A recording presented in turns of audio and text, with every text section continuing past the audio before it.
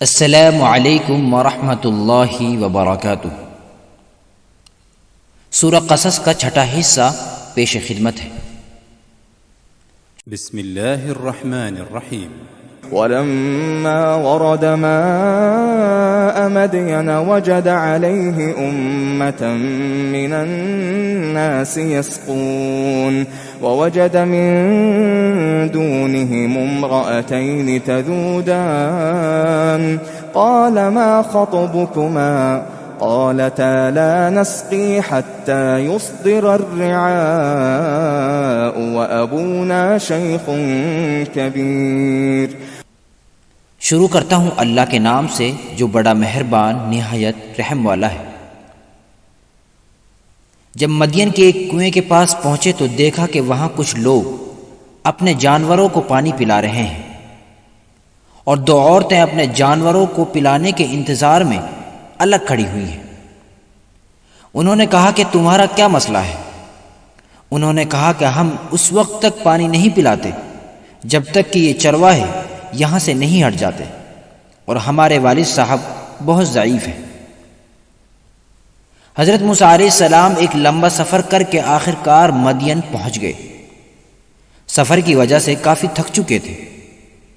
حضرت موسیٰ علیہ السلام مدین پہنچتے ہی سب سے پہلے ایک کنواں اور اس پر لگی ہوئی بھیڑ کو دیکھتے ہیں، اور انہوں نے دو لڑکیوں کو دیکھا جو اپنے جانوروں کو پانی پلانے کے انتظار میں پریشان کھڑی ہوئی ہیں۔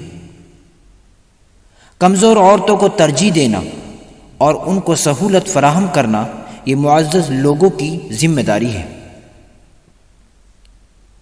لیکن یہاں کوئی شخص بھی اپنی ذمہ داری کو نہیں نبھا رہا تھا۔ حضرت موسیٰ علیہ السلام کمزور عورتوں کی مدد کے لیے آگے آئے جو طاقتور چرواہوں کی موجودگی میں پانی نہیں پلا سکتی تھی۔ اس وقت حضرت موسیٰ علیہ السلام اکیلے پن اور سفر کی تھکن کو بھول جاتے ہیں۔ حضرت موسیٰ علیہ السلام ابھی پہنچتے ہیں اور وہاں کے لوگوں کی روایات اور ان کے تہذیب سے بھی ناواقف ہیں۔ وہاں نہ کوئی دوست ہے اور نہ ہی کوئی دشمن۔ یہ بھی امکان تھا کہ فرعون کا کوئی آدمی ان کی تلاش میں یہاں پہنچ جائے۔ حضرت موسیٰ علیہ السلام کے سامنے چرواہوں کی ایک بڑی جماعت موجود تھی۔ ان لڑکیوں کا والد بھی ضعیف تھا۔ حضرت موسیٰ علیہ السلام ان منفی خیالات کو دیکھ کر مدد کرنے سے ہچکچائے نہیں۔ قرآن ہمیں اس آیت کے ذریعے سکھانا چاہتا ہے کہ کمزور اور بے بس لوگوں کی مدد کی جائے، ان کے مسائل کو حل کیا جائے اور ان کی رکاوٹوں کو دور کیا جائے۔ انبیاء علیہ الصلاۃ والسلام کی زندگیوں سے ہمیں یہ سبق بھی ملتا ہے کہ اپنی ضروریات سے زیادہ دوسروں کی ضروریات کو ترجیح دینا چاہیے۔ حضرت موسیٰ علیہ السلام کے اندر وہ قائدانہ صلاحیت دیکھنے کو ملی کہ ماحول کے مطابق آگے بڑھتے ہوئے کیسے مداخلت کی جائے۔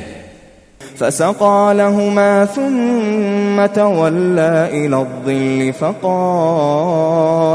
فقال رب إني لما أنزلت إلي من خير فقير۔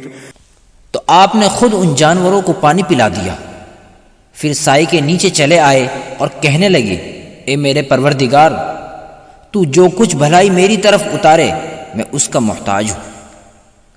حضرت موسیٰ علیہ السلام نے پانی پلایا۔ حضرت موسیٰ علیہ السلام کو شکریہ کہہ کر وہ لڑکیاں وہاں سے چلی گئی۔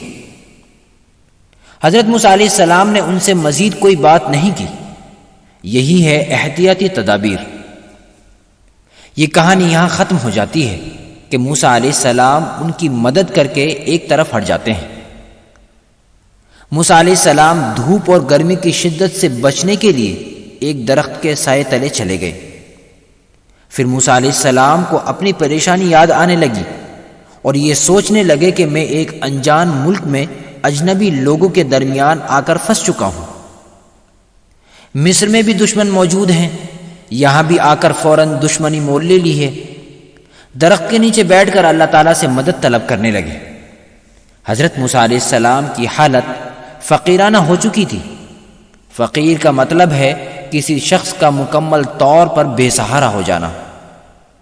اللہ تعالیٰ کے سامنے اپنی بیچارگی کا اظہار کرنے لگے۔